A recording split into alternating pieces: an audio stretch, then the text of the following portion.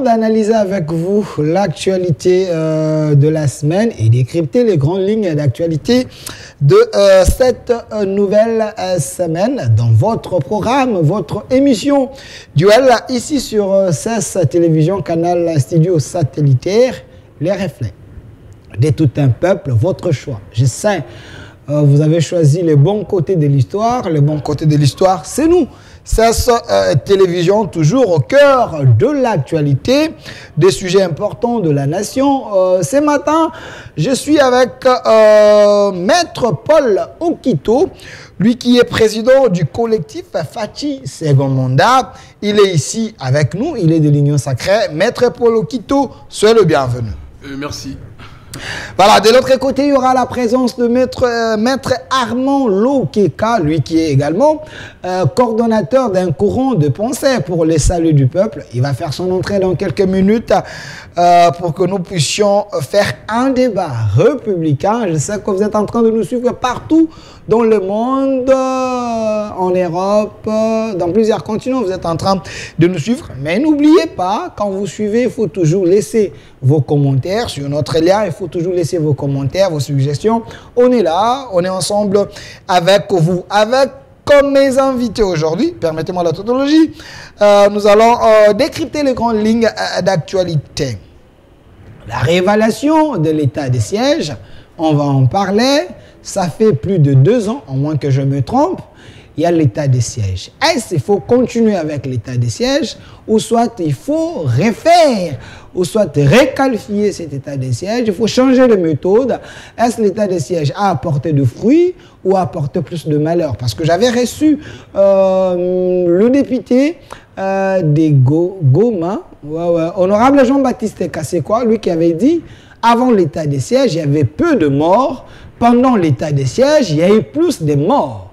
Est-ce qu'il faut refaire les choses, revoir ou comment? Ces questions méritent d'être débattues sur ces plateaux. Il y a également la présence de l'armée régionale de ces côtés-là.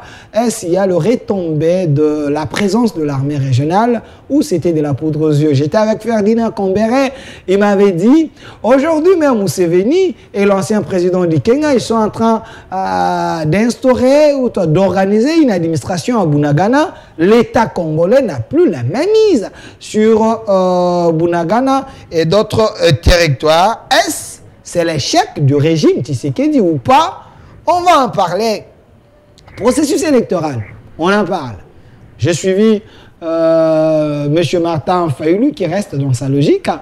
Il y a également d'autres personnes, certains leaders de l'opposition qui pensent déjà que le processus est boutiqué avec la présence des Kadima, qui est un pion de l'Union Sacrée. Il est là pour dégommer les gens de l'opposition et puis nommer ceux qui sont du pouvoir. Est-ce Kadima est naître? Ces processus, on peut avoir ces processus, un processus crédible ou il faut encore chercher un dialogue pour bien faire les choses, éviter le bain de sang. Et aussi, il y a la situation du social.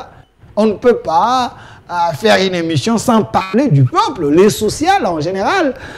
Ça aussi, c'est un problème. Félix Tshisekedi, où en sommes-nous avec le peuple d'abord? Est-ce de la poudre aux yeux?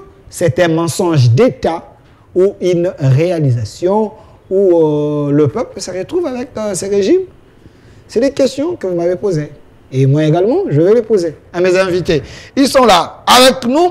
Je préfère commencer avec Maître Paul Okito avant que Armand Lokeka entre. Maître Paul Okito, vous vivez en France, hein? Oui, oui. Quelqu'un m'a dit que c'est votre deuxième patrie. Ah oui, donc ça fait très longtemps. Je vis en France, je travaille, ma famille. Mais je suis congolais de père et de mère et je vis aussi au Congo. Donc là, présentement, je suis au Congo. Tati, vous m'aimez chercher la photo de M. Emmanuel Macron. M. Emmanuel Macron, le président français. Trouvez-moi la photo de ces messieurs qui dérangent un peu les Africains. Monsieur Okito, est-ce que la France est un modèle pour la gestion de certains pays africains? Non, non, non, non, je ne peux pas dire cela parce que la démocratie ou les fonctionnements des institutions dépendent d'un environnement sociologique, d'un environnement économique et d'un environnement politique. On ne peut pas dire que non, le modèle français, la démocratie, les droits de l'homme, l'économie, il faut transcoder cela en RDC. Non, non, non, non, non, non, ça ne peut pas parce que chaque société a ses réalités.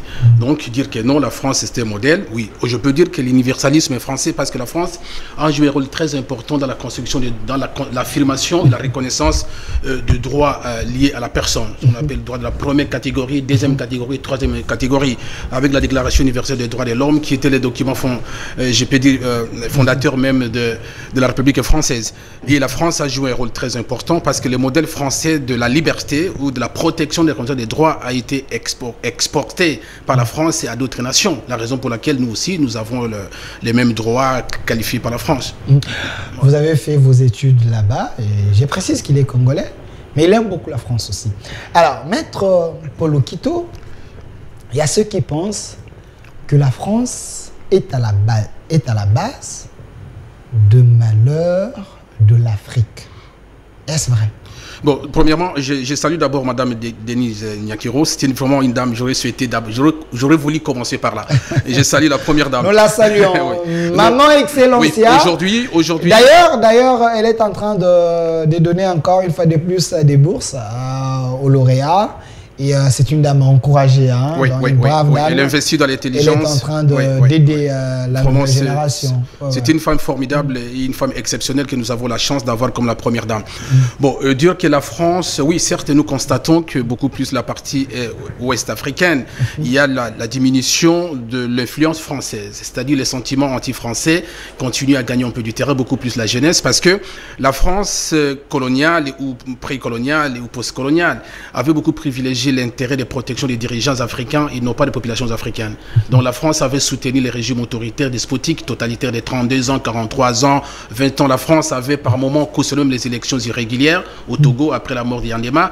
Nous avons vu donc la France, il y a contradiction entre la France officielle et la France qui affirme les droits de l'homme, la démocratie, la justice, l'égalité, et la France des affaires, ce qu'on appelle les réseaux France-Afrique, où donc la France soutient il y a Total, c'est ça, des régimes en face de nous ici, Congo-Brazzaville, il y avait le président Lissouba, Pascal Lissouba, il est libre, donc la France avec elle fait Total, n'avait pas d'intérêt économique, tout ça pour ça souvenir, donc la guerre avait donc. Il y a cette contradiction et la jeunesse aujourd'hui africaine, c'est une jeunesse beaucoup plus responsable. Les jeunes d'aujourd'hui ne sont plus les Africains des 90 ou les Africains de 1960. Donc aujourd'hui, l'Afrique cherche à obtenir, à garantir son indépendance, sa souveraineté. La France ne peut pas continuellement analyser les Africains comme les Africains des 55 ou des 60. Si la France veut rester en Afrique, si la France veut bénéficier ou garder son influence, il faut modifier son logiciel, les traitements des Africains. Donc, modifier la coopération pour que la coopération française ne soit pas au profit des dirigeants, mais beaucoup plus au profit du peuple. Donc, si je comprends bien, il y a certaines personnes qui pensent que la politique de la France, elle est devenue vieille. Donc, la France est censée s'adapter à l'actuelle énergie de la jeunesse africaine. Oui, parce que la nouvelle dynamique de jeunes Africains aujourd'hui, avec la démocratie de proximité, la démocratie des réseaux, parce qu'aujourd'hui l'information se partage à la minute, avant c'était caché pour avoir les informations.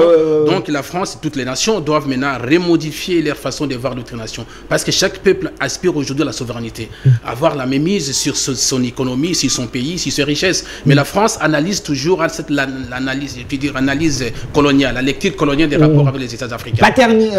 Paternaliste, c'est ça. Comme donc vous ne savez rien, nous devons vous aider avec la coopération franco-africaine, avec l'aide au développement, donc avec les accords ACP, plusieurs accords. Donc l'Afrique n'a rien bénéficié de la coopération française, sauf la protection des dirigeants. L'Afrique n'a rien bénéficié. Bon, je peux vous poser la question. Montrez-moi en RDC une réalisation économique française d'importance capitale. Mais j'ai quand même suivi un Européen qui s'est moqué des Africains. Il a dit mais l'Afrique est en train de dire que l'Europe est construite par rapport avec leurs matières premières. Non, on est venu en Afrique, on les a trouvés en train de manger sur la terre, on les a montré comment manger, on les a donné les abus. Non, ce sont des petits citoyens. Vous avez suivi quand même? Oui, ce sont des petits citoyens qui raisonnent, qui pensent que non, la France nous a apporté la civilisation. Même les bâtiments qu'eux ont construits aujourd'hui, ces bâtiments existent, mais après eux, tout ce que les Africains ont construit, il semble que c'est à l'amour. Delphin, si la France est France aujourd'hui au sein de l'Union européenne, parce que cet espace économique de l'Afrique, parce que la France a une influence importante et exploite les minéraux avec les francs CFA aussi. Vous savez très bien que les francs CFA indexés à la banque centrale française. Donc les pays de la zone CFA ne peuvent pas en prêter sans passer par la banque française qui prélève des commissions très importantes. Donc la France gère l'économie. Les économies africaines. Donc aujourd'hui, il y a cette émancipation, ce sentiment d'émancipation des peuples africains. Il faut encourager. Les Maliens ont droit à leur souveraineté. Nous ne pouvons pas toujours être aidés. Les Burkinabés aussi. Les Burkinabés aussi. Pourquoi pas les Congolais d'en face? Pourquoi pas les Togolais? Pourquoi pas? C'est-à-dire l'Afrique doit s'émanciper. Nous pouvons avoir des relations bilatérales peut-être avec la Chine, avec la Russie. Aucun pays ne peut pas nous imposer aux Africains que non, il faut. Non, la France restera France dans les rapports lorsque le cas va changer sa façon de voir les Africains. Il n'est pas nous considérer comme nous sommes des petits enfants qu'il faut présenter comme un maître du beurre. Est-ce que c'est la faute à la France ou c'est la faute à nos dirigeants? Il semble que nous avons des dirigeants qui agissent par procuration. Et ces dirigeants-là, c'est eux qui implantent cette politique machiavélique de la France en Afrique. Bien entendu. Vous avez un monsieur ici en face, et je n'ai rien contre lui. Vous avez un président Sassou qui est le protégé des Français. Vous avez Paul Kagame qui est le protégé également de la France et des États-Unis et le Royaume-Uni. Vous voyez, Dieu merci, parce qu'aujourd'hui la France a peur en fait. Parce que la France a peur énormément de la jeunesse africaine.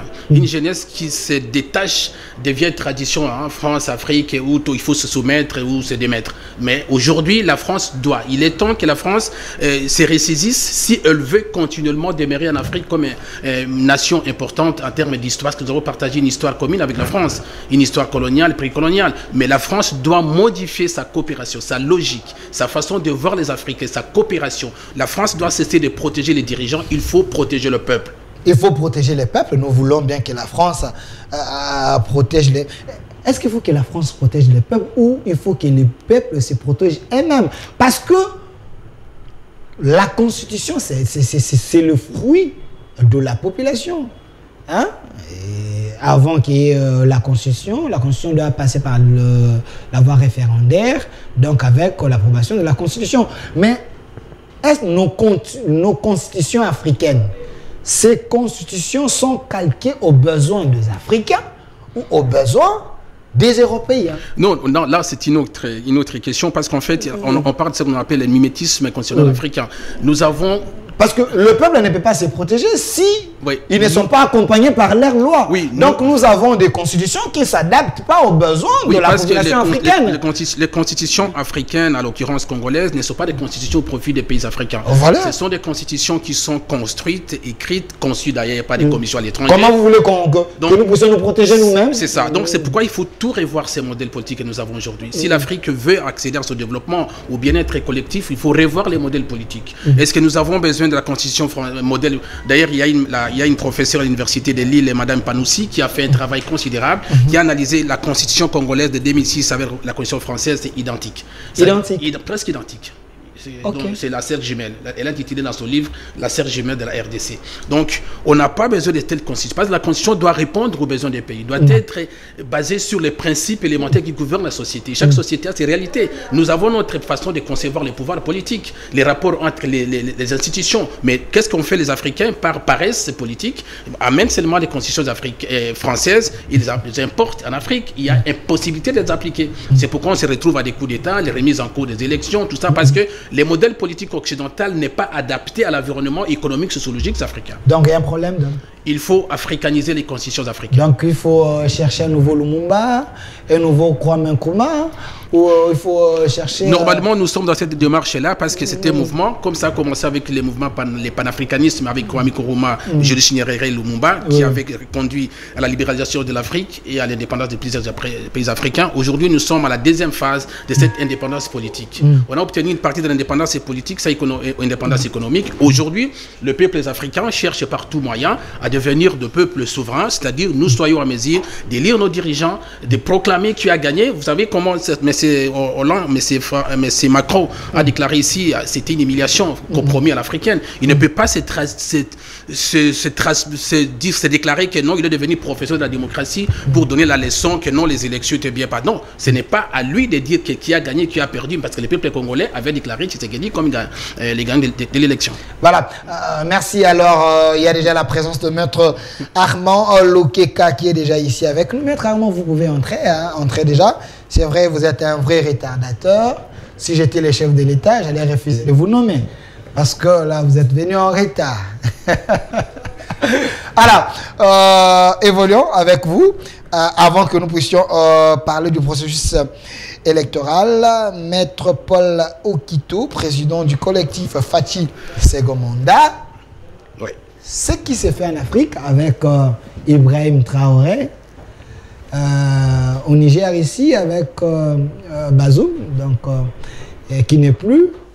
Pensez-vous que George Weah a raison quand le président libérien a dit quand il y a des présidents qui charcutent leur constitution, il ne faut pas aussi condamner les soldats s'ils veulent se mettre à la place de la population. Il a raison.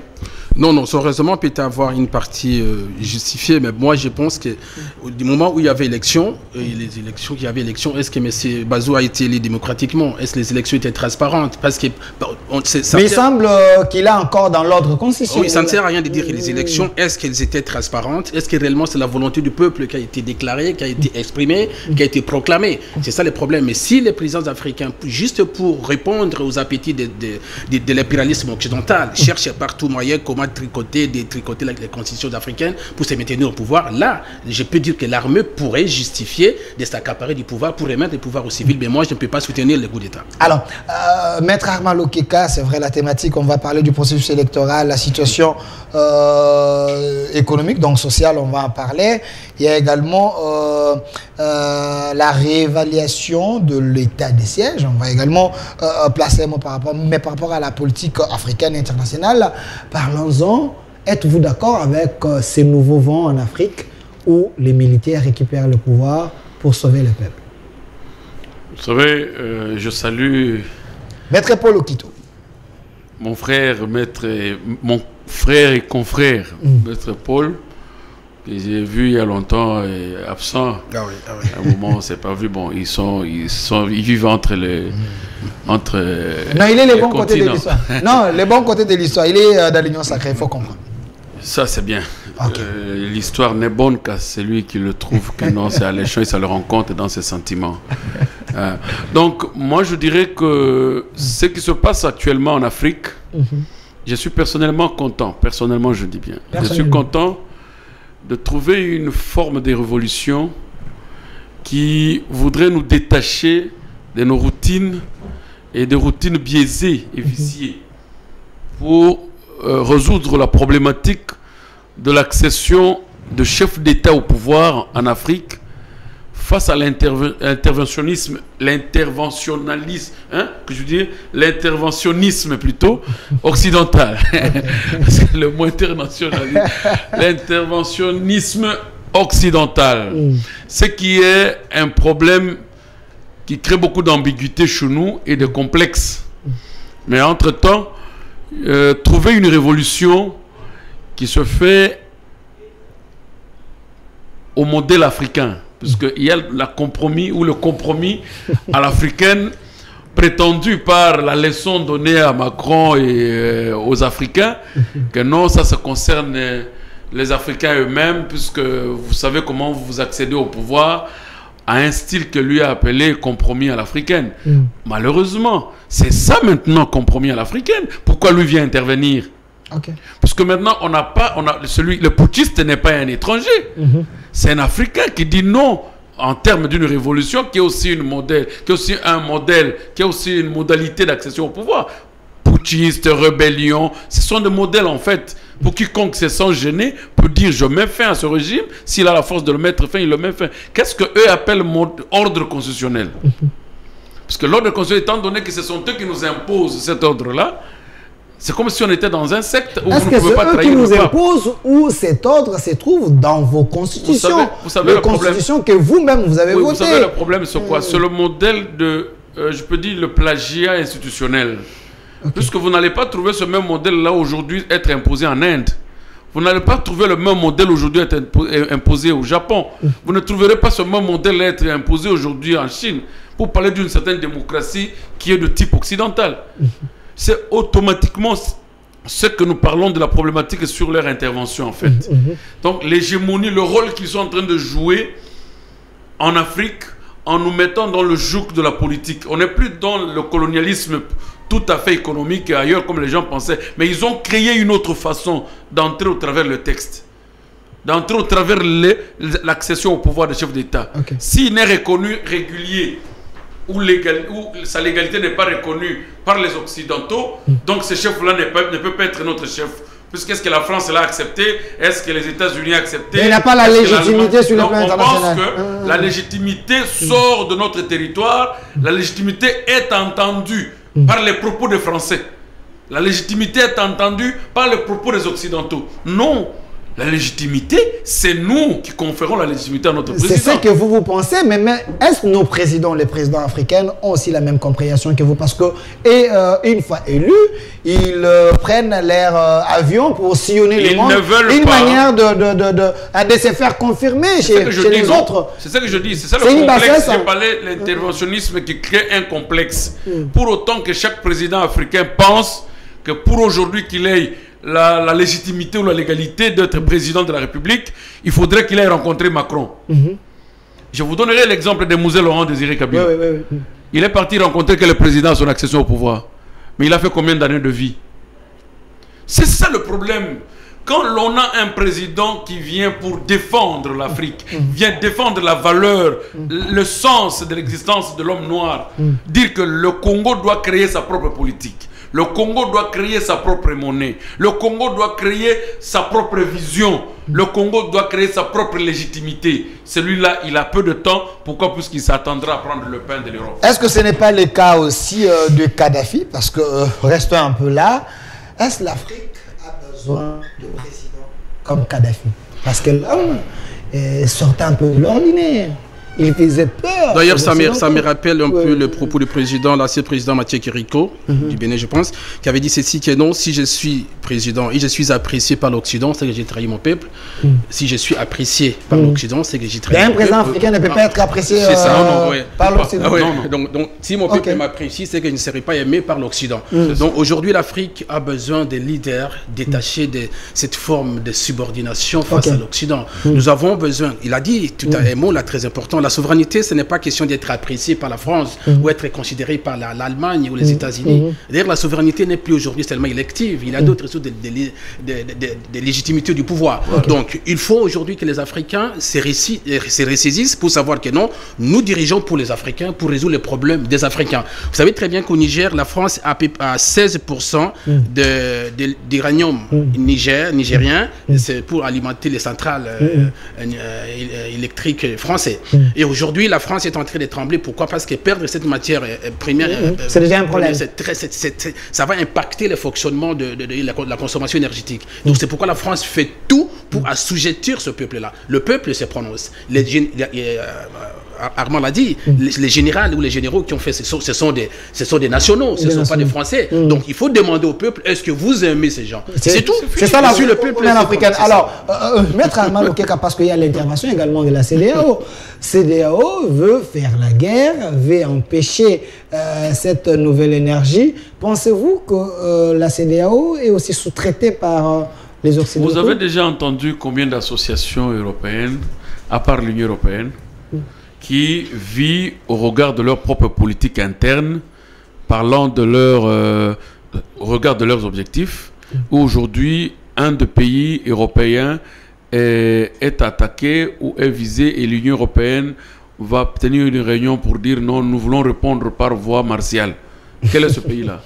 C'est tout simplement te dire que la CEDEAO, ces organismes-là, régionaux, internationaux, tout ça, ce sont des organismes parrainés sont parrainés. Là, vous crachez sur les Africains, c'est Non, qui je te s'organisent. dis. Dans tout ce que les Africains font pour vous, Dis-moi aujourd'hui. il y a toujours la main noire. Aujourd'hui. Les Africains Le sont pays- incapables le pays- de s'organiser eux-mêmes. Non, le pays francophone, je quitte le CEDEAO, le pays francophone. Ok. C'est une association indépendante, c'est pas parrainé. C'est parrainé par une culture. Mais bien sûr. Bien sûr. Le CEDEAO est parrainé. Parce que quel est le lien y a-t-il entre la volonté de la France d'intervenir dans la décision de la CEDEAO, qui n'a pas demandé à la France une intervention? Et la France se porte volontaire. Il dit, je veux intervenir. J'attends la décision de CEDEAO. Les États ne fonctionnent pas comme ça. La France est un État comme le Niger, c'est un État comme le Mali, c'est un État comme le Burkina Faso, comme le Congo. Ça ne fonctionne pas comme ça, le rapport entre les La grandeur de la États. France n'est pas égale à Et les ils pays disent- dont vous citez. Hein. Quoi? La grandeur de la France, Ce n'est pas sur ça le plan qui fait- historique, Vous sur le savez plan... une chose. Aujourd'hui, nous disons que parmi les pays le mieux organisé sur le plan administratif et en voie de devenir un pays considéré sur le plan économique, c'est le Rwanda. Alors pourquoi le Rwanda a ce seuil-là de cotation? C'est par sa grandeur. Non, même s'il faut coopérer avec le Rwanda, nous ne coopérons pas avec le Rwanda au regard de sa superficie, au regard de sa popularité, non. C'est au regard de l'efficacité de l'exercice de souveraineté, de la légalité et du leadership qu'incarne le Rwanda. Les États ne collaborent pas de façon dont Macron est en train de trouver comme si les pays africains sont de ces deuxième femmes qu'il a plantées, l'une au Sénégal, l'autre à Brazzaville, l'autre à Centrafrique, l'autre au Congo. Et ce sont ces femmes qui les gèrent à partir de la France. Non, c'est pas sérieux. Dans les présidents africains sont Donc, c'est des marionnettes. Aujourd'hui, pourquoi ne peut-il pas aujourd'hui? Il y a eu violation de la Constitution en Centrafrique. Oui. Une violation flagrante. La Constitution a été présentée pour passer par référendum. Les choses non modifiées sont modifiées. Pourquoi Macron ne parlait pas? Que l'ordre constitutionnel est vexé. N'a pas les intérêts là-bas. Non, Adelphin, la France n'a plus de leçons de démocratie à donner aux Africains. La France n'a plus. N'a plus de leçons à donner aux Africains. Mais la France Cette époque est déjà révolue. C'est déjà un pays révolu. influent. Vous savez pourquoi Reste un pays influent. vous savez pourquoi Ouattara et Macky Sall étaient les premiers à demander que non, nous allons envoyer nos troupes? Mais parce que Ouattara est au pouvoir, c'est parce que la France qui avait chassé Gbagbo avec la rébellion Sorotou consort. Donc, c'est-à-dire la France ne veut pas perdre l'Afrique. Ce n'est pas parce que la France aime ou cherche la démocratie ou aider le peuple des Africains, mais parce que la France veut avoir la même mise sur les économies africaines. C'est tout. La France n'est pas un pays qui peut aujourd'hui nous dire que non, si je cherche la démocratie, le bien-être des peuples africains. Non, la France c'est protéger les systèmes, les régimes et piller les économies africaines. La France est en train de... Et un élément important que je voudrais ajouter. Quel est ce pays africain qui a une base aérienne en Europe? Non. Vous connaissez un seul? Aucun. Mais imaginez-vous ce dessin-là. Avant que le pire n'arrive, parce que pour nous, nous sommes contents que les militaires disent à un autre qui est au pouvoir, non, on en a assez.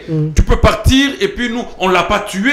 C'est un Sénégalais, c'est un Nigérian. Il est là. Le président Bazoum. Il est là. On va le prendre, il va s'asseoir avec ses frères et il va jouer un rôle dans son pays. Il n'ira pas jouer le rôle en France. Mais aujourd'hui, vous allez voir la France qui prétend dire, il a une base aérienne au Niger. Il a plus de 1500 militaires basés au Niger. Dis, soyons sérieux. Mais ils ne sont pas là par leur propre volonté, mais parce que le président africain, ils ont accepté qu'il y ait cette intervention, parce que, vous savez, avec les djihadistes, ainsi de suite... C'est comme nous disons aujourd'hui. C'est comme nous avons déjà crié depuis longtemps de la MONUSCO, votre MONUSCO, votre MONUSCO. À 2012, Vous voulez dire que c'est le président qui veut qu'il soit là? Okay. À 2012, François Hollande arrive à Bamako. Tout le monde avait applaudi que non, je suis venu pour mettre fin à la situation de sécurité, il y a tout ça. 10 ans après, la situation n'a pas changé. Il y avait toujours les djihadistes qui tiraient sur le rapport de Bamako. Vous dire que la France n'a pas de solution. Elle ne vient pas pour des solutions, mais elle vient pour amplifier les problèmes. Donc aujourd'hui, les peuples africains, là où nous sommes, là où vous êtes, vous les médias aussi, il faut que vous arriviez à vulgariser cette pensée. La France doit quitter l'Afrique. La France doit quitter l'Afrique. Apparemment, on constate que plusieurs pays africains, là où la France est présente, le président a des problèmes. Également, ici au Sénégal, il y a Macky Sall est devenu un nouveau dictateur. Il est aussi sur une chaise injectable avec son opposant, qui les met très mal à l'aise.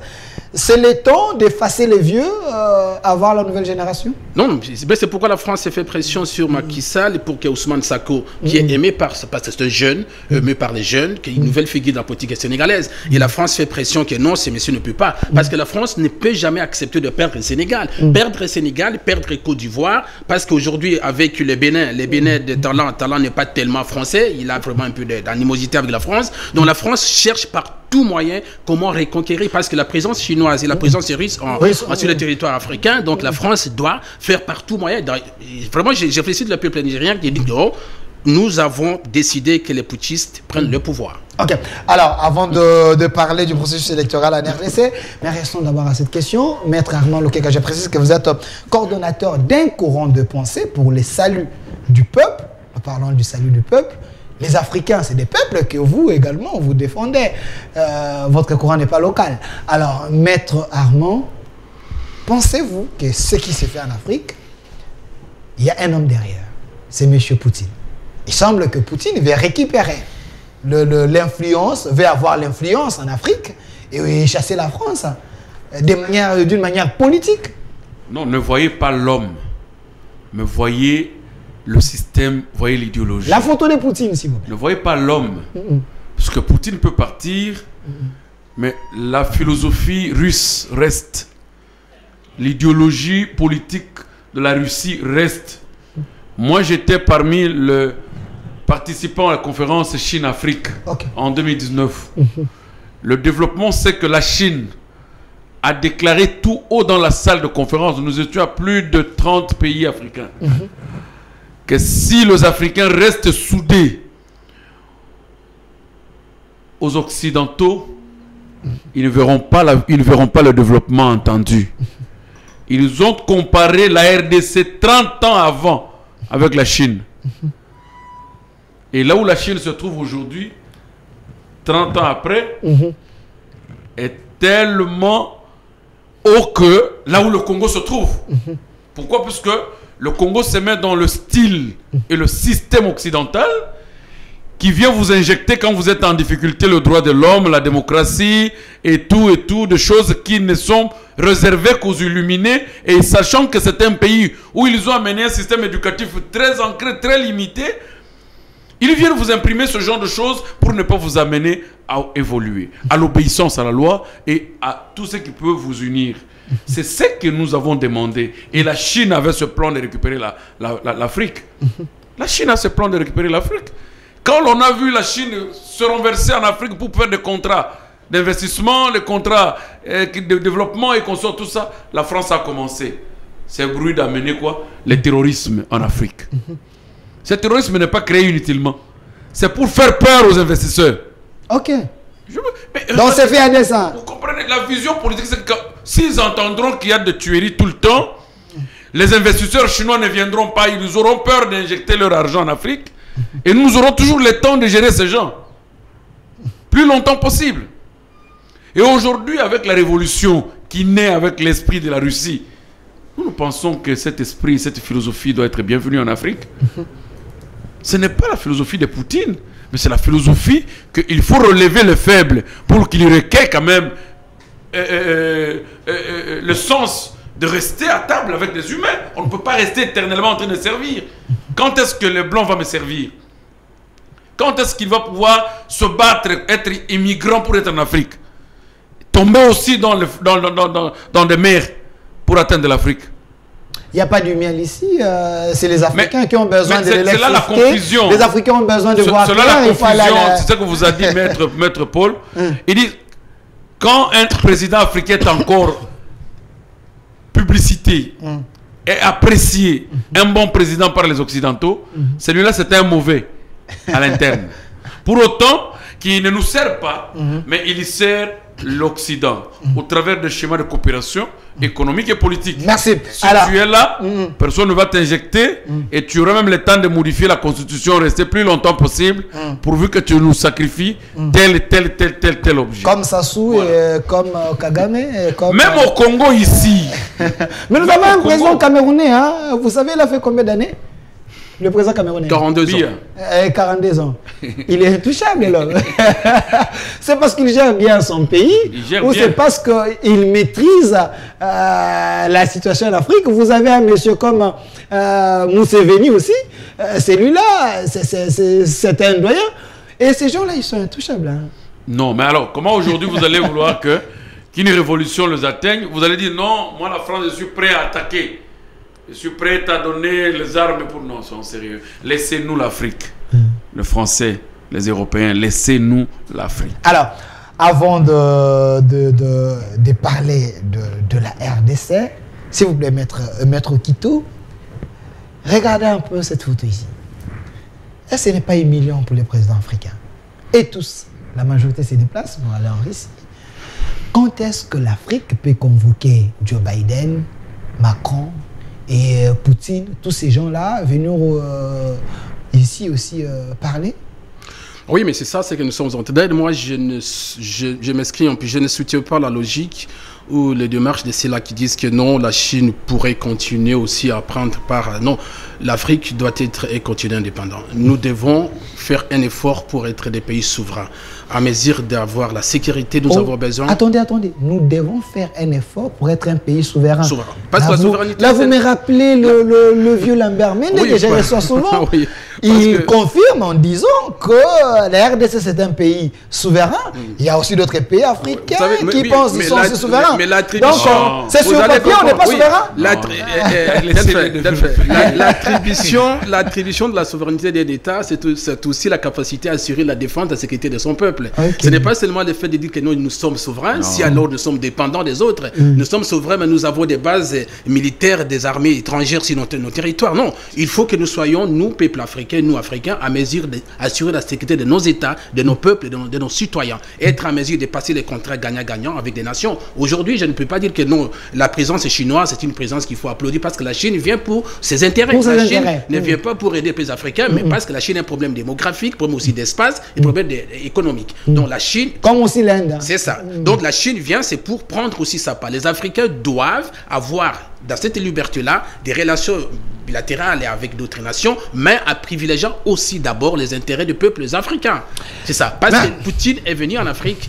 L'Afrique ne peut pas toujours rester comme le terrain des règlements de comptes entre les puissances occidentales, que non, cet espace c'est vous, cet espace c'est moi, mais nous devons, nous Africains, avoir des autorités légitimes capables de nous donner la souveraineté, de nous faire exercer celle-ci de façon indépendante et totale. Merci Maître Paul Okito, mais moi je demande aux dirigeants africains de se consulter. J'ai essayé un peu de mener mes recherches. Il semble que les Africains n'aiment pas faire confiance à certains pays aussi africains. Vous voyez, si l'Afrique a besoin d'acheter quelque chose, l'Afrique préfère acheter en Chine, Turquie, France et autres. Mais Zambie ici peut avoir le maïs. Ah oui. Kenya ici, Bénin, ainsi de suite. Mais les gens ne préfèrent pas s'acheter des choses, mais ils préfèrent ce qui vient. Mais c'est l'Occident, pas les néolibéralismes. Est-ce que c'est la haine qu'on a sémée en nous, ou c'est parce qu'il n'y a pas l'amour entre nous les Africains? C'est les stratégies de l'Occident, du néolibéralisme occidental pour diviser le peuple africain. Au lieu de privilégier la coopération sud-sud, d'abolir les frontières entre les Congo et le Rwanda, entre les Congo et l'Ouganda, entre les Congo, pour faciliter les déplacements des populations et des marchandises et des services. Mais non, l'Occident nous divise. C'est pourquoi on ne pouvait pas avoir la guerre avec les Rwandais. On ne pouvait pas, les Rwandais ne pouvaient pas avoir des relations conflictuelles avec la RDC. Mais l'Occident, qu'est-ce que l'Occident fait? C'est diviser les peuples africains, nous opposer les uns aux autres, que non, la solution c'est moi. À qui profitent les désordres en Afrique? À l'Occident ou aux Africains? Alors, parlons pays, processus électoral. Monsieur Tati, soyez ici avec moi, la photo de Kadima. Alors, Monsieur Armand Lokeka, processus électoral, parlons-en. Il y a la publication des listes. Kadima a parlé, Manara a parlé. Êtes-vous rassuré que tout est bon pour aller aux élections apaisées? Non, je ne suis pas rassuré. Je ne suis pas rassuré. Jusqu'aujourd'hui. Mais je porte un constat comme tout le Congolais, qu'il y a quelque chose qui est en train de se faire. Pour autant, depuis la fermeture, le dernier jour de délai de dépôt de candidature à à l'élection législative nationale, nous avions des informations en rapport avec... je prends seulement un exemple de seuil de recevabilité de regroupement politique. Hein? Qu'aucun dossier ne pouvait être déposé après la clôture de prolongement donné par la CENI, mais néanmoins, quelques cas de dépôt de documents à arranger pouvaient être possibles. Mais malheureusement, vous regardez le sort de la première déclaration après la prolongation, au résultat donné le 9, en tout cas, on ne peut pas faire confiance à une telle structure. Il y avait 33 regroupements qui étaient supposés être en ordre. Supposés être en ordre de seuil de recevabilité. Et on était à la dernière journée. Et qu'après, là, nous attendions le programme que le 9, on sortira la liste. De 33, on ajoute encore 33 autres regroupements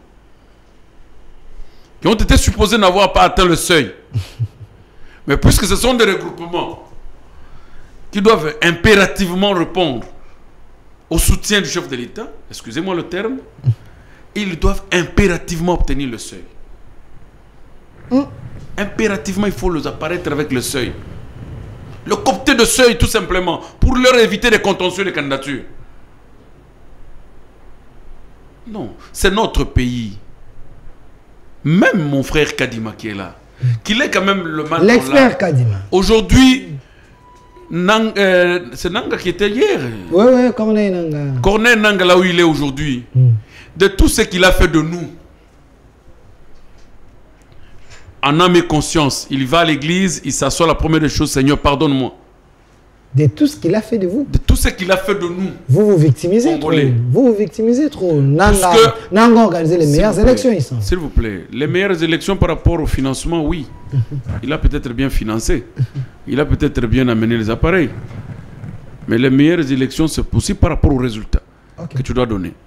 Parce que le plus grand problème pour les élections, ce n'est pas de les organiser sous présomption du bien, mais il faut bien proclamer ceux qui méritent réellement être députés. Ce n'était pas le cas. Vous comprenez? Mais vous avez les ressources. Vous avez les ressources. À l'Assemblée nationale et au Sénat, vous avez les ressources. Pouvons-nous applaudir pour Nanga?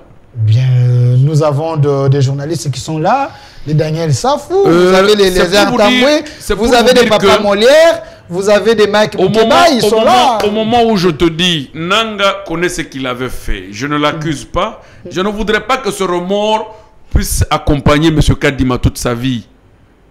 Je ne voudrais pas ça. Il a encore intérêt peut-être de nous écouter aujourd'hui et arranger les choses pour ne pas arriver à demander pardon. Il peut se repentir avant. Dire que je dois faire bien les choses. Vous le reprochez de quoi? Soyez clair avec le public. La fraude est manifeste. La fraude? La fraude est manifeste. Retirez. Je le dis. C'est quand même fort. Excusez-moi, je te le dis. C'est un homme de l'église. L'exemple des regroupements qui ne pouvaient pas obtenir de seuil. J'ai dit Kadima, c'est un homme de l'église. Entrez dans le détail. Il a la bénédiction des papas. Entrez dans le détail. Vous regardez un regroupement qui n'a déposé,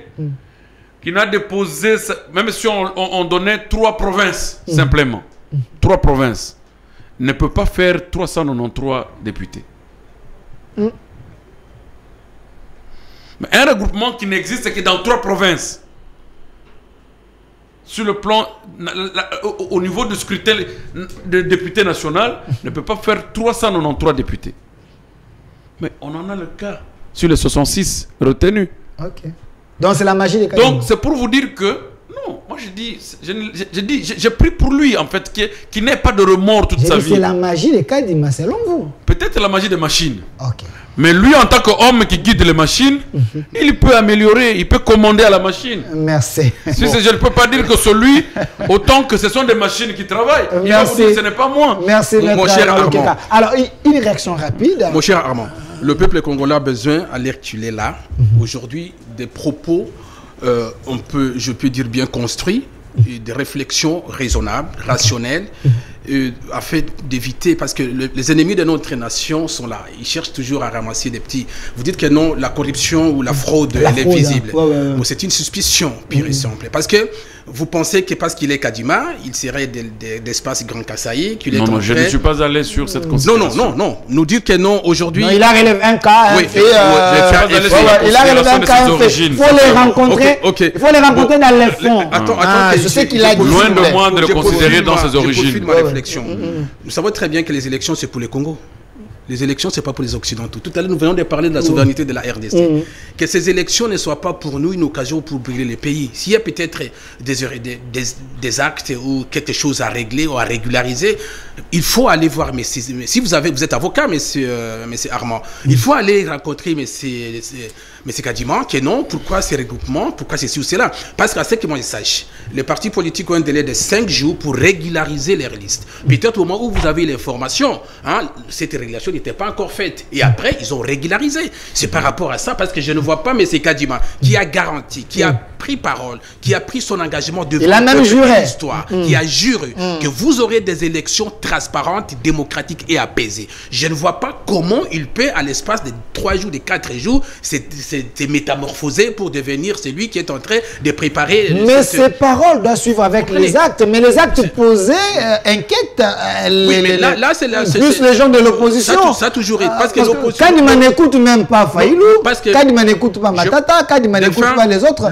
Il semble qu'il est dans sa logique de forcing. L'opposition congolaise ne croyait pas aux élections dans les délais. L'opposition croyait que non, il y aura une transition, une danse à l'africaine, comme on dit. Ça, c'est en présomption. Donc, non, ce n'est pas une présomption. Ils n'ont jamais dit ça. L'opposition congolaise n'a jamais été préparée pour aller aux urnes. N'a jamais été. Non, elle n'est pas prête. C'est une opposition divisée, fragmentée. Il ne faut pas dire ça. Qui ne croyait pas. J'ai vu les listes sang en train de gestionner. Faïlou, Matata et Katou, ils sont prêts pour les élections. Il ne faut pas ni dire ça. Matata, ni Fayoulou, ni Sesanga, ni... Donc, cette opposition fragmentée n'a jamais été prête pour aller aux urnes. Parce qu'elle croyait que non, il y aura une transition. Ou ça, un dialogue. Dialogue ou transition, ça, Tshisekedi, où ils vont encore tirer profit et être ministre ou vice-ministre et gagner de l'argent pour préparer les élections en 2025 ou 2026. Mais Tshisekedi qui a pris parole, qui a garanti, qui a démontré que non, ma volonté, c'est d'aller aux urnes dans les délais. Parce que s'il n'y a pas élection dans les délais, mais le peuple va se soulever contre Tshisekedi, que non, mais Tshisekedi, mais vous avez promis que nous irons aux urnes. C'est l'article 73 de la Constitution. Est-ce qu'il faut seulement aller aux urnes ou il faut aller aux urnes en sachant qu'il y a les bonnes élections apaisées? Mais je ne sais avec pas. Ce qui s'est fait, tous les signaux possibles pour croire l'apaisement, tout est planifié pour une tricherie, selon les opposants. Oui, je vous comprends. L'apaisement des élections, c'est l'absence de violence. La transparence, la régularité des opérations et vérification par les organes compétents. Et l'organe compétent que nous avons en RDC aujourd'hui, c'est la CENI. Et dans cette CENI, il y a aussi les membres de l'opposition. Je ne sais pas pourquoi l'opposition avec la société civile, peut-être mal structurée aussi, c'est la montre que non, nous aurons des élections transparentes. Le peuple a besoin de renouveler les dirigeants pour qu'ensemble nous arrivions à construire ces grands pays. Merci. Vous avez dit qu'à la CENI, s'il y a les opposants, j'étais avec Ferdinand Kambéré il y a des jours déjà, il m'a dit l'opposition n'est pas représentée parce qu'il y a l'opposition, Mamel du régime, les Manara et les autres, que tous ces gens-là ne sont pas de la vraie opposition. Alors, monsieur Armand Lokeka, est-ce vrai l'opposition a peur d'aller aux élections parce que cette opposition, elle n'est pas prête? Non, mais ça c'est une présomption c'est une attribution erronée de réflexion qui n'est pas dans le champ de développement des opposants de la RDC. Et dans aucun pays au monde où l'opposition présente une certaine unicité. Puisque les opposants, chaque opposition naît avec sa philosophie. Parce que si aujourd'hui, même dans le pays que Maître Paul vit quotidiennement, chaque opposant a sa philosophie. Ils sont 2, 3. Et quand il y a ils se rencontrent peut-être sur la lutte de dire que ce qui est mauvais, tout ce doit être le mauvais. Mais ce n'est pas dans le cadre de la diversion sur l'organisation qu'on va parler de fragmenter, diviser. Non, chaque opposition ou chaque parti de l'opposition a sa philosophie, a la ligne de conduite. Donc ils ne sont pas divisés. Au moins que tous convergent vers la même option de dire nous avons besoin des élections, non seulement dans le délai, non seulement, je dis bien, dans le délai, mais les élections transparentes, démocratiques et les élections qui... apaisées et qui inclusive. Voilà, c'est ça le concept. Chaque concept a un sens et qui doit être vu et constaté. Est-ce que l'inclusivité est toujours nécessaire à chaque élection? À ce moment, oui, l'inclusivité, ça fait partie aussi de la reconnaissance que nous appelons de la légalité. Puisque quand il y a une partie qui se met à l'écart, hein, cette partie se porte automatiquement à une partie de désobéissance. Et ce n'est pas bon. Ou d'irreconnaissance du pouvoir. Non, cher Armand. Pour autant, excusez-moi, que l'inclusivité appelle la reconnaissance de l'autorité élue. Vous avez vécu le cas avec l'UDPS et Kabila, le fils, Kabila Joseph, qui est parti quand en 2006, ils ont refusé de faire même l'enrôlement. Ils ont tout reçu. Donc pour eux, cette autorité-là n'est pas reconnue à leur niveau. Ils ne reconnaissent pas Kabila comme président de la République. Et ils le disaient tout le jour. Mais je peux vous démontrer ici, Armand, alors, que l'inclusivité, excusez-moi, peut-être l'inclusivité, elle est manifeste parce qu'il n'y a aucune décision d'autorité publique qui exclut un citoyen n'est pas candidaté. Donc, vous comprenez? Donc, la politique est nécessaire. Les gens sont exclus eux-mêmes. Non, je termine. Ne pas voter ou ne pas être candidat fait partie de ma liberté. En tant qu'individu, comme Fayoulou ne veut pas prendre part. Fayoulou a déclaré que non, je ne suis pas candidat ou je ne peux pas envoyer des candidats. Ça fait partie de sa liberté dans un espace démocratique. Non, c'est parce que Fayoulou a vu un danger. Il y a un problème. La liberté, quand elle est conditionnée par des abus, ce n'est plus une liberté, maître. S'il vous plaît. Quand quelqu'un constate un abus et il te dit je ne veux plus que tu sois mon ami puisque tu es tel, ce n'est pas dire qu'il a... Non, ça devient conditionné. C'est un abus qui est motivateur de l'exercice de ce que vous appelez liberté. Armand, si Fayoulou arrive aujourd'hui à dire que je ne participe pas aux élections, ce n'est pas de façon délibérée de son lit ou peut-être pas à raison de sa liberté qu'il voudrait exprimer. C'est plus qu'il a crié sur les irrégularités et il constate et la CENI s'entête qu'il n'a pas d'espace pour être entendu et que pour ne pas arriver à ce remords, je suis en train de conseiller mon ami, mon frère Kadima, de ne pas y demeurer éternellement quelqu'un de remords, il doit faire bien les choses. C'est ce que je dis. Ces élections, quand vous dites que l'opposition n'était pas en train de se préparer pour les élections, vous avez autre chose de contraire dans lequel l'opposition est en train de se présenter ou de se préparer.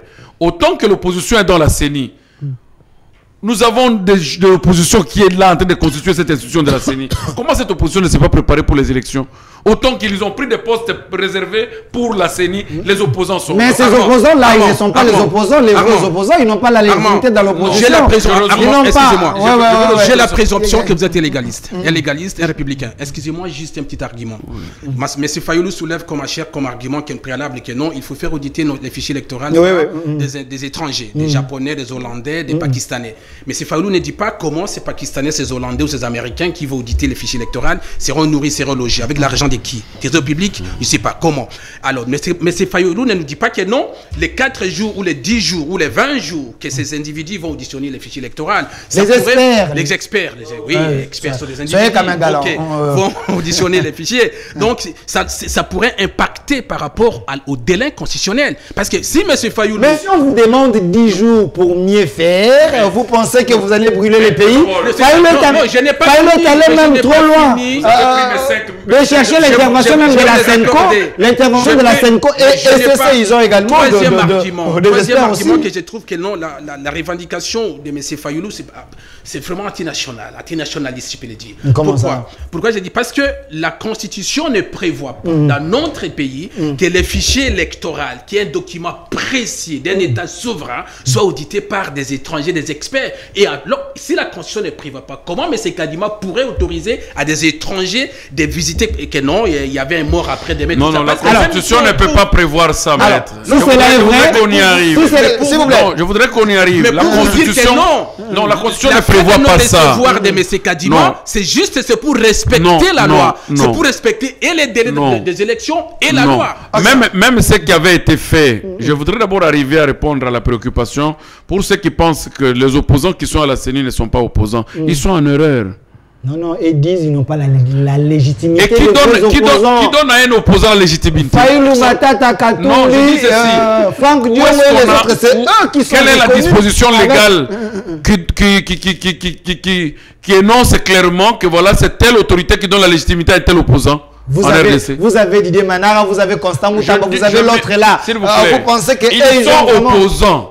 Ils sont opposants autant qu'ils ont dit que nous sommes opposants. Les opposants. Est-ce que vous avez une carte d'identité? Les sous-traités du régime. Vous avez une carte qui identifie les opposants?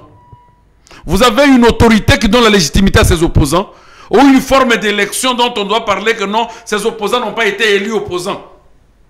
Puisque ne peut représenter l'opposition à la CENI que celui qui avait réussi dans l'élection de l'opposition. Où est-ce qu'on a fait cette élection-là? Tu sais qu'il était un opposant? Ça n'existe pas. Ça n'existe pas. Tu sais qu'il était un opposant? C'est une erreur que ceux qui pensent. Avait la légitimité de l'opposition. Non, tu sais qu'elle était opposant. Aujourd'hui, nous voyons dans l'opposition Fayoulou, Matata, c'est ça. Vous voulez dire que, tous ces gens-là, je vais vous dire une chose.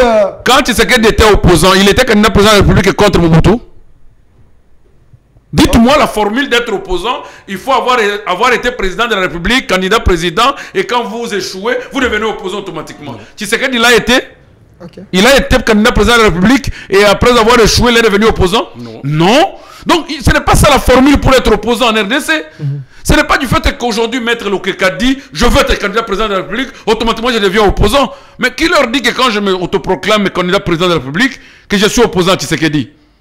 Non, je voudrais amener mieux dans ce que Tshisekedi a fait, et je mérite de dire à mon peuple de me faire confiance. Tshisekedi a fait ces 5 ans, il a fait mieux, nous l'acclamons, votez-moi parce que je voudrais amener un plus. Ça ne veut pas dire que je suis automatiquement opposant. Donc c'est pour autant dire que ceux qui pensent que ceux qui sont à la CENI ne sont pas opposants, ils sont en erreur, puisque même eux-mêmes ne sont pas opposants. Qui leur dit qu'ils sont opposants? Merci, Maître Armand. Merci, Maître Armand Lokeka. Puisqu'ils ont le temps d'être invités par vous et s'insulter aux médias. Merci. Non. On ne permet jamais. Alors, je voudrais mettre à récupérer mes 5 minutes. Non, 2 minutes. Mes 2 minutes. Il a parlé sur un élément de... Il y a quelque chose qui m'a sauté. Je voulais reprendre cet élément-là sur la CENI avec Fayoulou. Ouais. La Constitution ne peut pas prévoir l'audit du fichier. L'audit du fichier par des étrangers ou des nationaux. La Constitution, non. La Constitution pose des principes sur l'organisation des élections. La loi organique aussi pose des principes qui développent ce que la Constitution n'a pas laissé. Mais il peut y arriver. Il peut y arriver ce que nous appelons les conditions non prévisibles. C'est-à-dire les conditions qui naissent de soi dans le déroulement des élections. C'est comme aujourd'hui nous vous disons, les cartes d'électeurs sont en train d'être effacées, par exemple. C'est une circonstance qui surgit en cours d'organisation des élections, que les cartes sont effacées. Qu'est-ce que nous devons faire? La loi ne prévoit rien. Il y a un vide. Il y a un vide. Cette fois-là, nous faisons recours à des jurisprudences. Si on n'a pas, nous pouvons en créer. Ah bon? Oui, si on n'a pas, on peut en créer. Pour autant que nous pouvons dire notre fichier électoral, autant que nous ne nous faisons plus confiance. On suppose que si ce n'est pas le cas de Kabila... Vous avez des suppositions, des supputations. Je dis autant que nous disons, si ce n'est le cas de Kabila, c'est le cas de Tshisekedi. Donc, nous n'avons pas confiance autant que toute personne peut être soudoyée. Nous voulons faire appel à l'expertise extérieure pour auditer le fichier et nous en donner le résultat. Et d'ailleurs, au début, M. Kadima, quand il a défendu cette affaire-là, il a lancé l'offre. Il avait besoin même des étrangers. Il n'avait jamais refusé que les étrangers souscrivent. Mais malheureusement, quant à lui, il n'a pas reçu de gens qui ont souscrit. Mais l'opposition est allée même plus loin en proposant même la CENCO. En proposant même la CENCO et les CC. La CENCO n'est pas étrangère. Oui. Parce que pourquoi vous refusez ça? Si vous pensez que c'est une question de la souveraineté, la CENCO n'est pas de Brazzaville que je fais. Mais Fayoulou ne dit pas la vérité au peuple congolais. Parce que si on fait auditer, oui, je m'exprime. Si on fait auditer les fichiers électoraux aujourd'hui, on trouve une irrégularité de 2 voix de différence. De 3 personnes ou 4 personnes qui sont décédées aujourd'hui et qu'on a enterré demain. Ça va porter prise quoi? Il faut modifier la loi électorale, il faut modifier la cartographie par la répartition des sièges. Et tout ça, ça prendra du temps. Non, ça donne du temps au président Tshisekedi de gérer plus longtemps possible. Puisque le problème pour vous, c'est quoi? Non. Qu'est-ce que vous craignez? Au moment où il est en train de poser des problèmes qui peuvent encore plus longtemps prolonger les mandats, nous, peuple, nous allons accepter que le président prolonge son mandat pourvu qu'il y ait de bonnes élections. Mais c'est Fayoulou devrait dire la vérité au peuple que non, j'ai besoin du temps, je ne fais pas nos élections dans les délais, organisons-nous autrement l'africaine. Merci. Nous sommes non seulement politiques et avocats et tout ça, on est serviteurs de Dieu aussi. L'État ne se dirige pas par des sentiments. Merci, nous sommes dans le pays. L'État ne déloge pas aujourd'hui pour dire que nous devons faire vaille-que-vaille Merci. des élections. Merci. Comme si ce délai-là voudrait dire après ce délai, le contrat de bail va être Merci, résilié. merci Maître Armand Lokeka. Il ne faut pas brandir votre statut d'un chrétien, parce que je sais que vous êtes des représentants légaux. Mais parlons de ce qui concerne la situation de l'Est. Vous ouvrez la question. Tati, 10 minutes, c'est bon? Tati, tu es congolais des pères et des mères. On nous a donné 5 minutes. Ça, c'est la dictature de M. Tati. Alors, je vous donne 2 minutes pour cette question et puis je vais conclure. Alors, la question de l'Est, Maître Armand Lokeka. Cherchez-moi une photo là où il y a les soldats ici. L'état de siège. Plus de 2 ans, l'état de siège. Il y a ceux qui pensent qu'il est temps que nous puissions refaire les choses. Pensez-vous, il faut maintenir cet état de siège parce qu'il y a l'armée régionale jusqu'à aujourd'hui, il semble qu'il n'y a pas de résultats.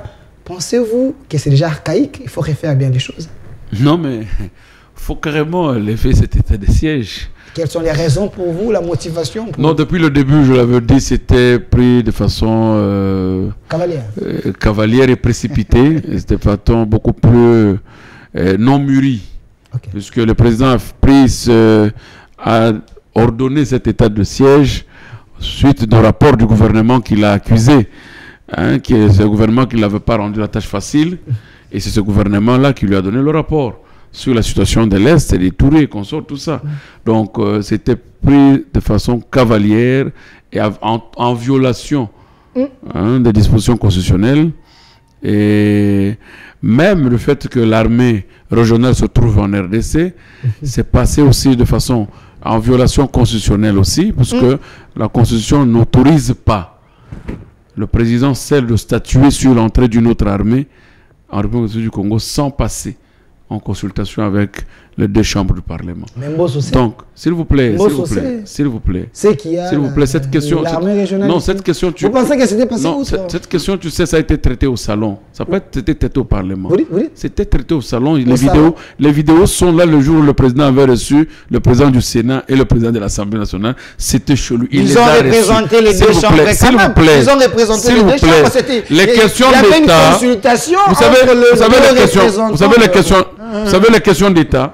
Les questions d'État ne se traitent pas de cette façon-là. Pas au salon. Quand la Constitution vous parle de bureaux, de chambres de Parlement, il ne parle pas d'individus présidents de 2 chambres. Ok. Il y a une nuance. Il y a une nuance. Ok. Et même quand on parle de bureau de chambre de Parlement, ce n'est pas l'individu Mbosso qui constitue le bureau. Mais il représente. Même si c'était pendant les vacances parlementaires, c'est le bureau. Et non l'individu Mbosso. C'est la différence. C'est la difficulté que nous avons, nous, à parler. Parce que très souvent, même si on ne veut pas être opposant, on se fait opposant puisqu'on veut faire respecter la loi. Puisqu'on veut faire expliquer valablement ce que l'esprit de la loi veut. C'est ce qui nous fait automatiquement cette casquette, même devant mon frère Paul qui voudrait que Tshisekedi ait le second mandat. Il pense que peut-être en parlant ainsi, en disant que c'était en violation flagrante et éminente de la Constitution, que cet état de siège avait été ordonné, parce qu'il n'a pas été décrété, c'était ordonné, ça a été fait comme ça. Aujourd'hui, il est temps. Donc il n'y a pas de résultats selon vous. Il n'y a pas les résultats. Il n'y a aucun résultat. Aucun résultat, mais qu'est-ce que vous avez? Il y a le gouvernement militaire. Non. On est en train d'arrêter le gouvernement militaire. Il y a diminution des zones de détention. Depuis qu'on a décrété l'état de siège, vous, en tant que journaliste, vous n'avez jamais été à l'Est. Mais moi, j'étais à l'Est. Et plusieurs fois à l'Est, durant les 2 ans. Il n'y a aucun résultat. Vous aimez bien l'Est? Vous comprenez? Non, c'est chez moi, c'est très beau. Alors, ça dit que le résultat, il n'y a aucun résultat positif. Mais le résultat peut être négatif. Vous comprenez? Le résultat négatif, c'est qu'on a restreint le droit des citoyens qui devront, au moment des attaques, exprimer ça par plusieurs voies. Vous comprenez? Puisque pendant cet état de siège, même les marches ne sont pas autorisées. Et on restreint certains droits fondamentaux qui, du reste, pouvaient sauver ce peuple contre ces acharnés. Ok. Alors, Maître Paul, je vais répondre à mon confrère. Il faut les rencontrer dans le fond. Je vais répondre à mon confrère. 2 minutes. La consultation, quand la loi dit consultation, peut se faire au téléphone, peut se faire par téléx, peut se faire par vidéoconférence. Non, la consultation ne veut pas dire qu'il faut aller dans un bureau. Il faut seulement se déplacer. Se déplacer et toucher la personne à la main. Maître.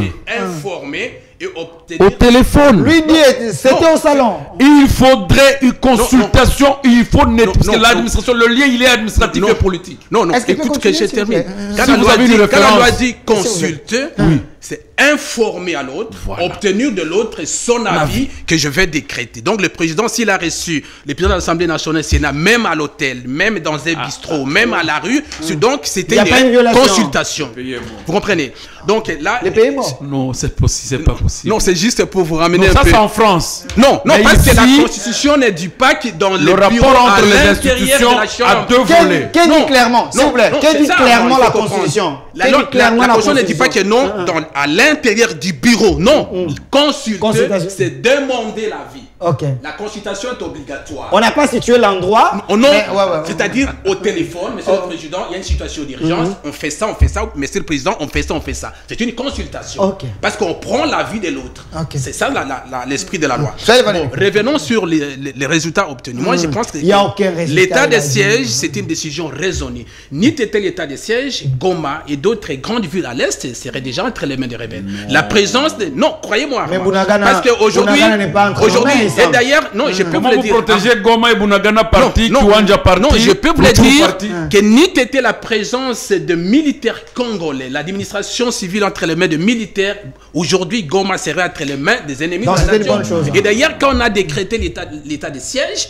il y avait, vous savez très bien que les forces négatives, les forces du mal qui cherchent à endeuiller la RDC ont multiplié les stratégies pour envoyer l'Est du pays. Je ne peux pas dire que le président a mal décidé, c'est une décision raisonnée, certes qu'on peut améliorer, amender. Aujourd'hui, il y a une conférence sur les pour ou les contre. Faut-il maintenir, faut-il abolir? Le président, après avoir écouté les forces vives de la nation, prendra ses responsabilités. Merci, Maître Paul Okito. Je précise que vous êtes président du collectif Fachi Second Mandat. Vous voulez bien que le chef puisse être réélu. Parce qu'il a fait quoi? Parce qu'il a fait quoi pour qu'il soit encore Parce que réélu? tu sais que dit, c'est l'homme de la situation.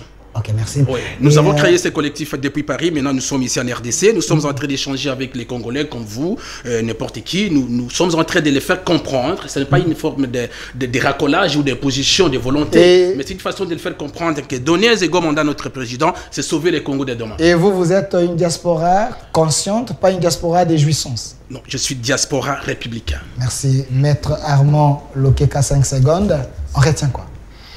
Nous retenons que le pays est en danger. En danger? Autant que nous qui devons apporter des correctifs et conseiller utilement le chef de l'État, nous pensons lui dire, même ce qui n'est pas bon, lui dire que c'est bon. J'ai aimé la conclusion de Maître Paul, qu'il y a eu quelque chose qu'il faut réparer, mais il ne le dit pas ouvertement aux gens. Qu'est-ce qu'on doit réparer? On répare ce qui est bon? On ne répare jamais ce qui est bon. Non, je parle... Si l'état de siège était bon, on ne souhaitait pas réparer. Merci, vous avez compris. Donc c'est pour autant que l'état de siège, le président prendra tout son temps de le lever et remettre le droit fondamental au peuple de l'Est qui se protège il y a plus d'années possibles et non durant 2 ans. Ça fait plus d'années que Goma est envié, l'Est est envié. Il n'y a pas d'année où vous me dire de 2013 à aujourd'hui, on n'a pas pu récupérer Goma. C'est seulement dans le 2 ans que Goma devrait tomber. Merci, Non. Maître Armand Lokeka, coordonnateur d'un courant de pensée pour le salut du peuple. Vous, cher public, vous m'avez une fois de plus obligé pour que j'impose ma dictature à Maître Armand. Il est venu. L'homme, c'est un candidat président de la République, mais des orphelins. Merci d'avoir répondu à notre invitation. Et également, Maître Paul Okito, merci également d'avoir répondu à notre invitation. Merci à vous aussi, chers téléspectateurs. Suivez la rediffusion de cette émission ici à 22 h, mais c'est chaque jour à partir de 11 h. Mais restez toujours scotchés parce que je veux recevoir pour vous pendant la journée M. Jean-Marie Samba avec lui. On va voler vraiment sur l'actualité africaine et internationale. Au revoir.